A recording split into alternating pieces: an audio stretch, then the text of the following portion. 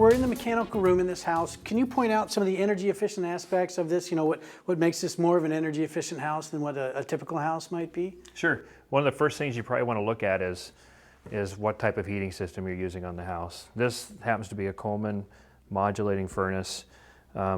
If you look on newer furnaces, they always have an energy label guide down here, and this one says it can be as efficient up to 97.5%. So that means that basically 97.5% of the heat that this furnace generates actually makes it into the house. The other 2.5% will actually go out the exhaust piping and make it to the outside. Older furnaces, if you're looking at an older home, a lot of times you'll see metal chimneys on furnaces, and that means that heat is going to go up the chimney. With technology the way it is right now, this furnace is nice for a number of reasons. One is not just its efficiency, but it also comes with an ECM motor. An ECM motor on a furnace actually is going to cost quite a bit less than, say, an old motor.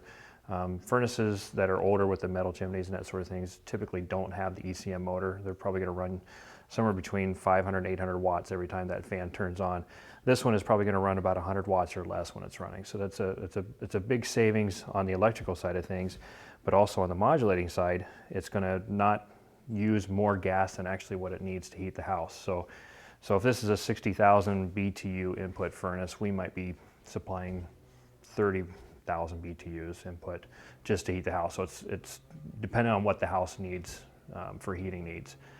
Some of the other aspects of this house, aside from the furnace, is that we do have a gas water heater with a nice smart valve on it. So gas water heaters, this is also kind of it's a power vent, but also we can use a PVC chimney because we're actually using less heat in that chimney. So more of the heat is actually staying with the water heater, same with the way it is with the furnace.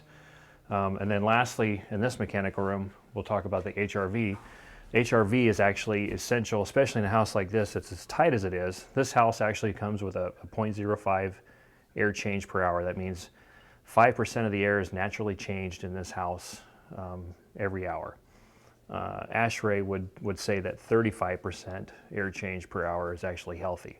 So we're way off from that 5% to that 35%. So the way that we make up for that is we put in an HRV. An HRV actually brings air in from the outside, heats the air up using the heat that's already in the house, and puts it into our furnace system and distributes that fresh air through the building. And one of the nice things about it, and its actual benefit is the fresh air in the house for the occupants, so that we're getting fresh air all the time from the outside. We're not breathing that recycled air that's stale inside the house.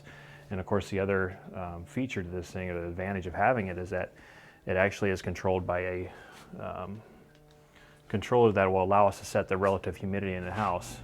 It's blinking 46 because we want it to get down to 46%. It's reading that it's over, at this point, it's over 46% humidity. So there's different controls on here as far as speeds, and anything that goes over 50% is actually a little bit too much for a house. Then we start worrying about mold and things like that. So we like to stay within a healthy humidity level, and this is one of those ways that we can do that.